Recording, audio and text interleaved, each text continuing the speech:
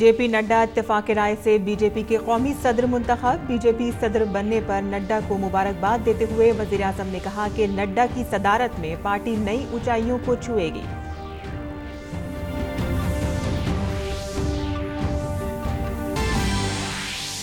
वजीर आजम नरेंद्र मोदी ने परीक्षा पे चर्चा 2020 प्रोग्राम के तहत मुल्क भर के तलबा को इम्तिहान के तनाव को दूर करने का बताया फॉर्मूला। कहा कि तालीम हमारे लिए नई चीजों को सीखने का है एक तरीका और हमें इसे रोजमर्रा के मामूल में रखकर ज्यादा सीखने की करनी चाहिए कोशिश। सदर जमहूरिया रामनाथ कोविंद ने Ramnath Goenka excellence in journalism award किए तकसीम। डीडी न्यूज के धीरज कुमार, मोर मुकुट शर्मा और अच्युतानंद साहू को दिया गया अवार्ड। अच्युतानंद साहू छत्तीसगढ़ के दंतेवाड़ा में कवरेज के दौरान हो गए थे शहीद। सुप्रीम कोर्ट ने निर्भया मामले में वारदात के वक्त नाबालिग होने का दावा करने वाले कसूरवार पवन की अर्जाश्त की खारिज। दिल्ली हाई कोर्ट के फैसले के खिलाफ पवन ने दायर की थी अर्जी।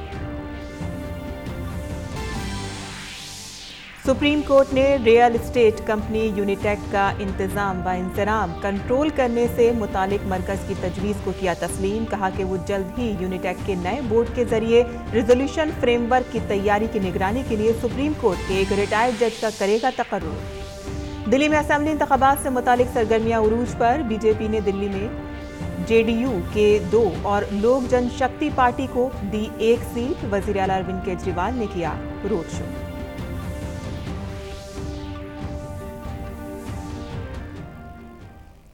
आदाब नाज़रीन, इमरोज़ में आपका इस्तकबाल है। मैं हूं साइमा खान। अब खबरें तफसील से। वज़ीर आज़म नरेंद्र मोदी ने दिल्ली के तालकटोरा स्टेडियम में परीक्षा पे चर्चा 2020 प्रोग्राम में तलबा को तनाव से आज़ाद होकर तालीम हासिल करने के लिए कई मुफीद मशवरे दिए। पीएम मोदी ने कहा कि इम्तिहानात में अच्छे नंबर हासिल करना ही काफ़ी नहीं है। वज़ीर आज़म ने ये मशवरा भी दिया कि घरों में एक कमरा ऐसा भी होना चाहिए जो टेक्नोलॉजी से आज़ाद हो और वहाँ कोई आलात ना हो। परीक्षा पे चर्चा प्रोग्राम के दौरान तलबा से खिताब करते हुए पीएम ने उनसे अपनी ज़बान में बात करने को कहा और साथ ही कहा कि उनके साथ उनकी बात बराह रास्त होगी। Hashtag without filter.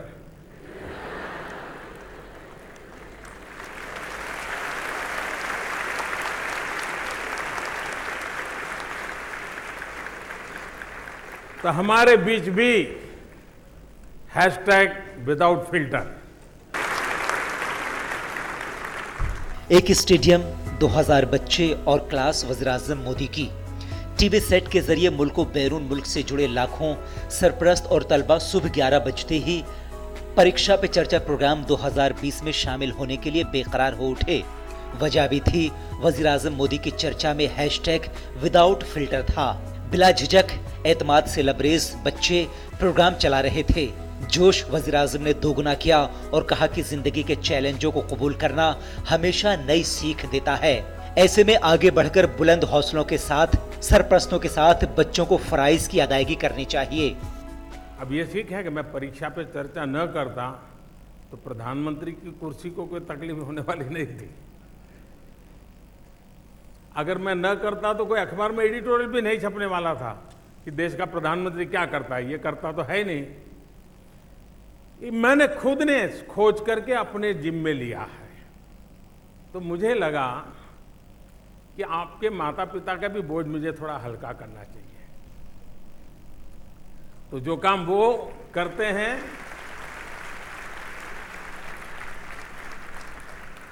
मैं ही सामूहिक रूप से कर लूं।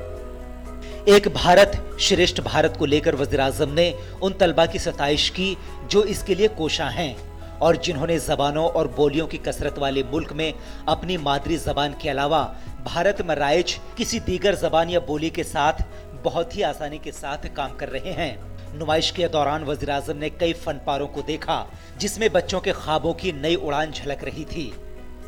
एक भारत श्रेष्ठ भारत, ये जो एक हम लोगों का काम चल रहा है उसको लेकर के इन सब बच्चों ने कोशिश की है और मैं आप सबसे भी आग्रह करूंगा अपनी मातृभाषा, फिर अंग्रेजी भाषा, उसके बाद हिंदी भाषा, उसके सिवाय कोई न कोई एक भाषा से परिचय करना चाहिए। इम्तिहान को बोझ नहीं बनाने का मशवरा देते हुए उन्होंने कहा कि इम्तिहान को जिंदगी में बोझ नहीं बनने देना चाहिए। बच्चों ने भी वज़ीर आज़म की इस चर्चा को बहुत मुस्बत बताया।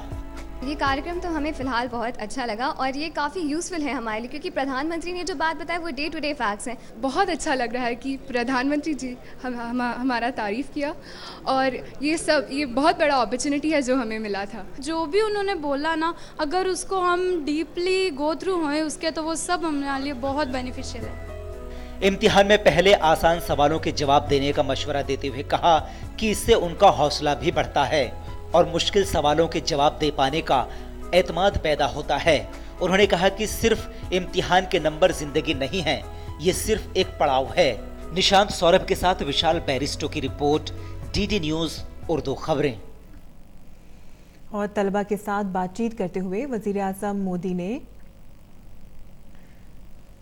टेक्नोलॉजी की अहमियत पर पूछे गए सवाल का जवाब दिया। उन्होंने कहा कि तलबा को टेक्नोलॉजी से डरना नहीं चाहिए, टेक्नोलॉजी को एक दोस्त के तौर पर देखना चाहिए।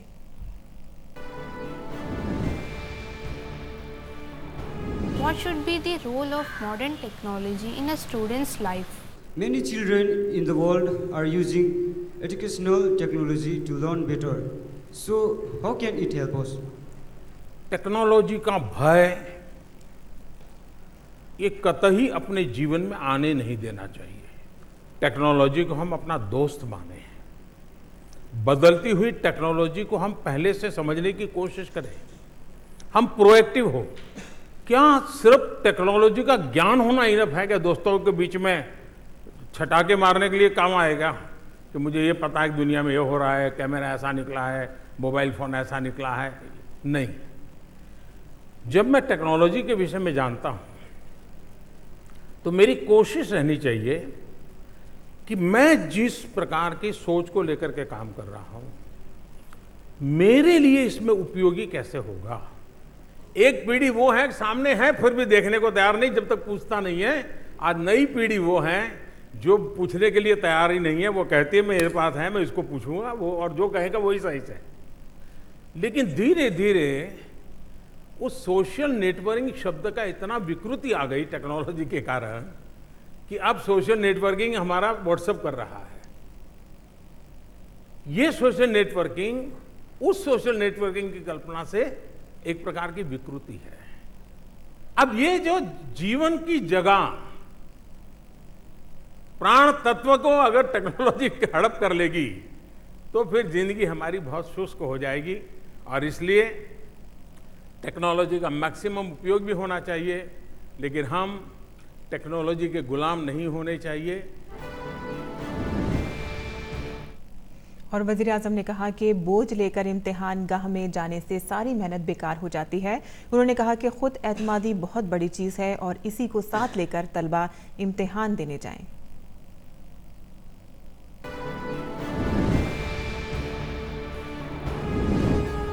मेरा प्रश्न ये है कि जब हम परीक्षा के लिए परीक्षा हॉल में जाते हैं तो मुझे ऐसा लगता है कि हम अपने प्रश्नों के उत्तर भूलने लगते हैं। At times we go blank after receiving a question paper. How do we overcome such a situation?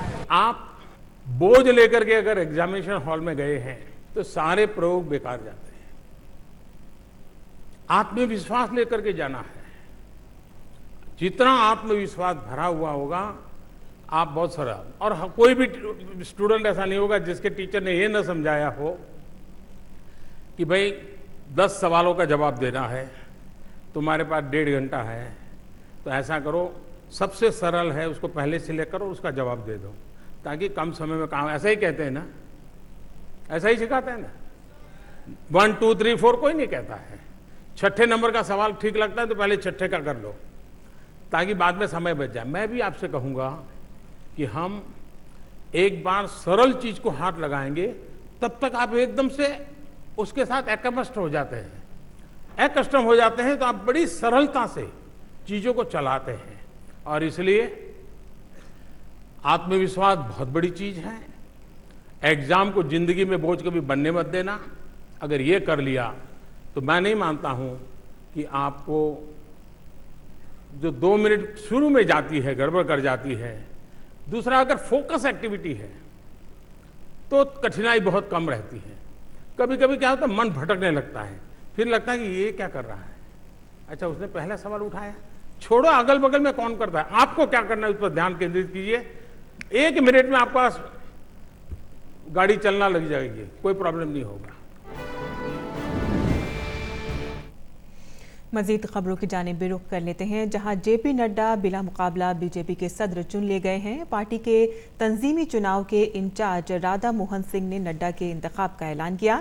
Nadda party के 11वें सदर होंगे। वो अब तक कारगुजार सदर की जिम्मेदारियां संभाल रहे थे। नड्डा 2019 से 2022 तक की मुद्दत-ए-कार के लिए सदर चुने गए हैं।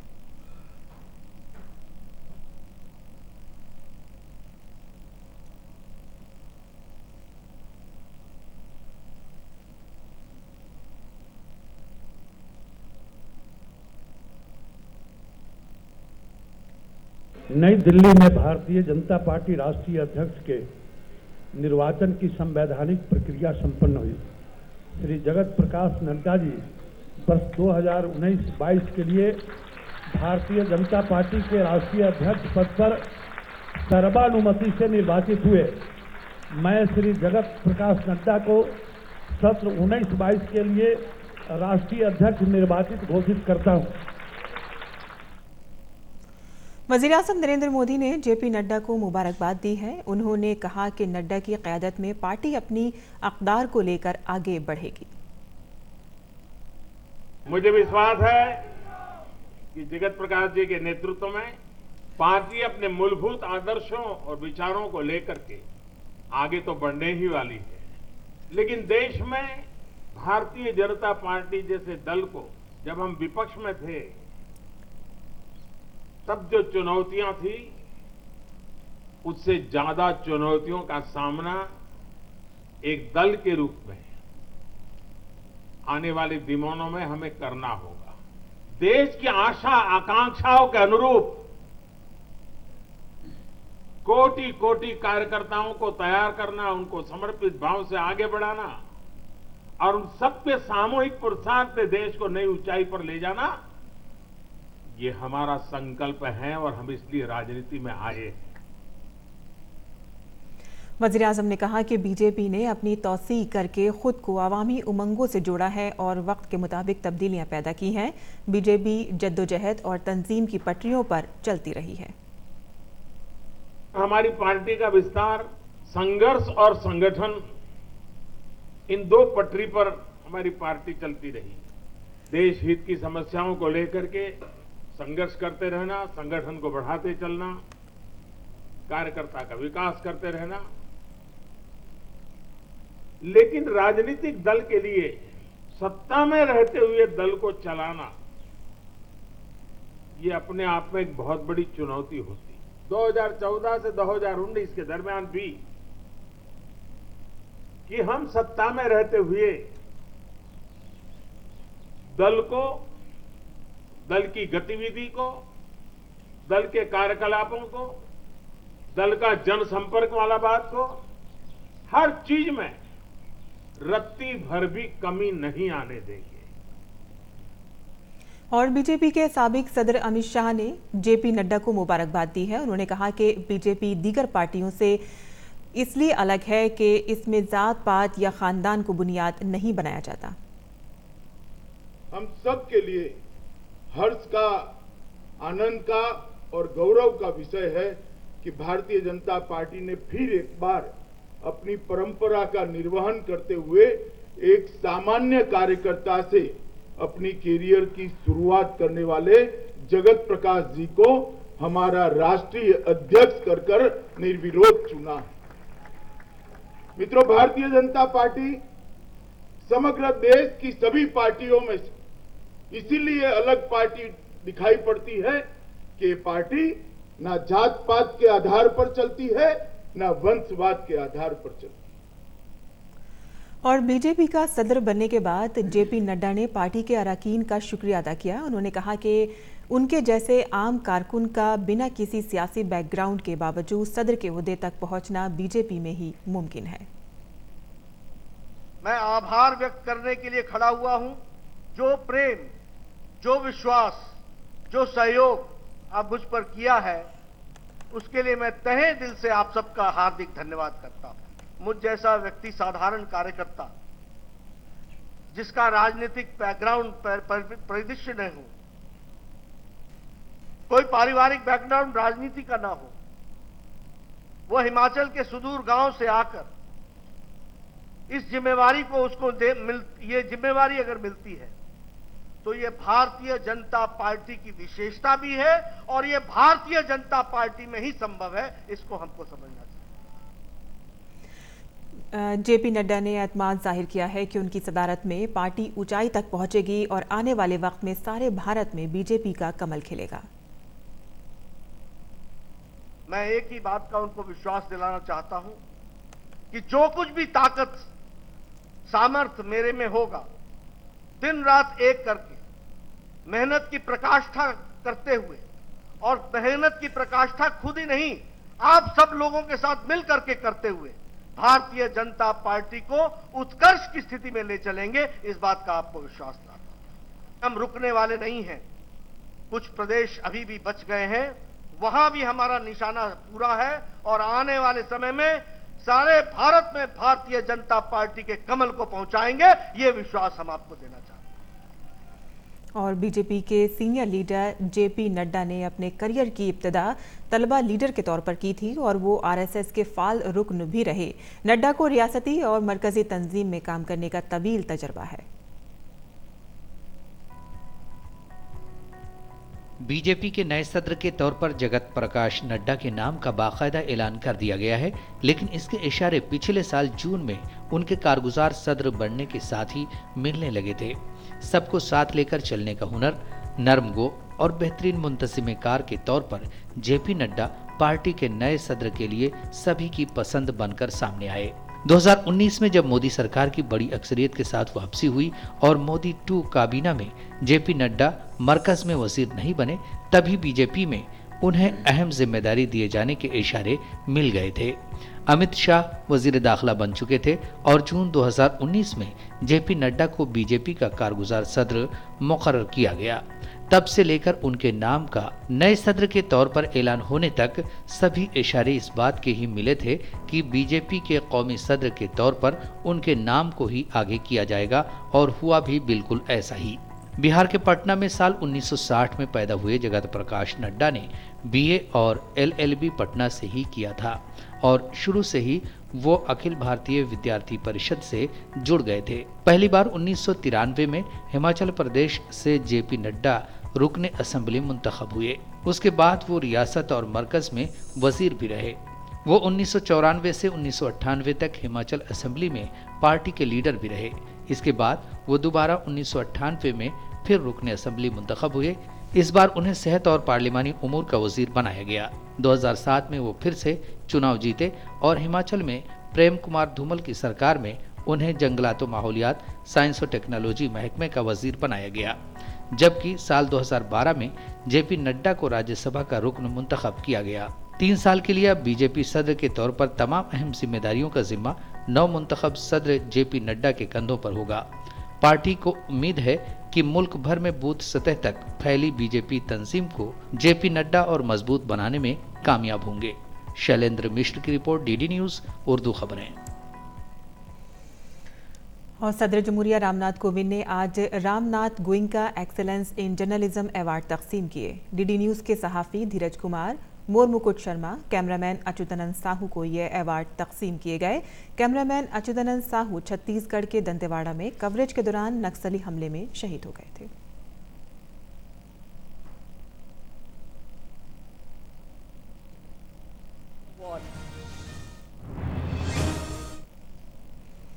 सुप्रीम कोर्ट ने निर्भया इज्तिमाई इस्मतदरी और कत्ल मामले में मौत की सजा पा चुके कसूरवार पवन की अर्जाश्त को खारिज कर दिया है।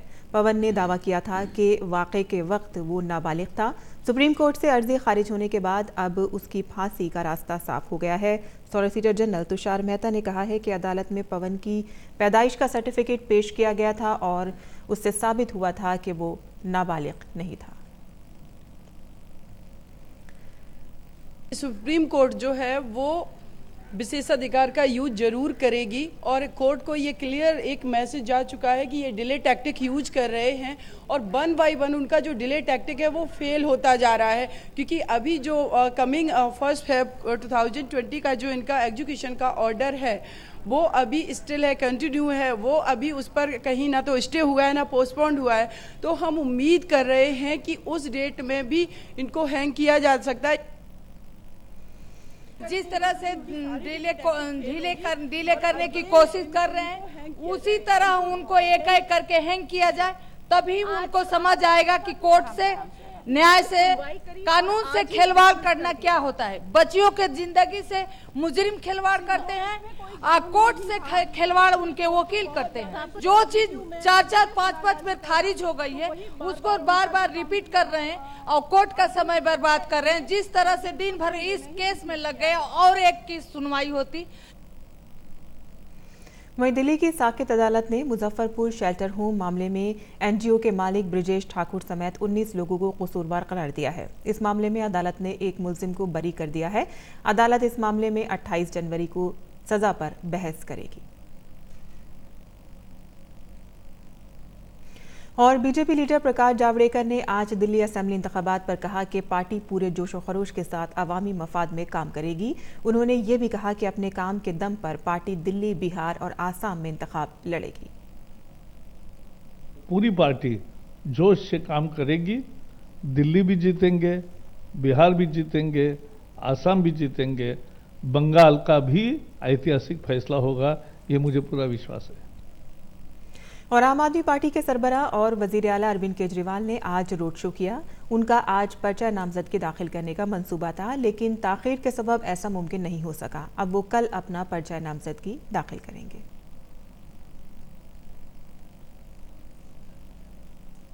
और दिल्ली के अंदर दहशतगर्दाना तंजीमें किसी बड़े वाक़े को अंजाम ना दें, इसके लिए दिल्ली पुलिस पूरी तरह से मुस्तैद है। दिल्ली पुलिस की स्पेशल सेल ने कई दहशतगर्द तंजीमों से मुतालिक दहशतगर्दों के इश्तिहार जारी किए हैं। इन इश्तिहारात को पूरी राजधानी में लगाया गया है ताकि दिल्ली के शहरियों को इन दहशतगर्दों से मुतालिक कोई इत्तला मिले तो फौरी तौर पर दिल्ली पुलिस को इसकी इत्तला दें। दिल्ली हमेशा से ही दहशतगर्दों के निशाने पर रहती है। 26 जनवरी पास है, जिसके सबब पुलिस की फिक्रमंदी मजीद बढ़ गई है। दिल्ली पुलिस को अंदेशा है कि राजधानी में दहशतगर्द किसी बड़ी वारदात को अंजाम दे सकते हैं। यही सबब है कि दिल्ली पुलिस ने कई दहशतगर्दों के पोस्टर जारी किए हैं। ये ऐसे दहशतगर्द हैं जिनकी जानकारी पुलिस के पास नहीं है।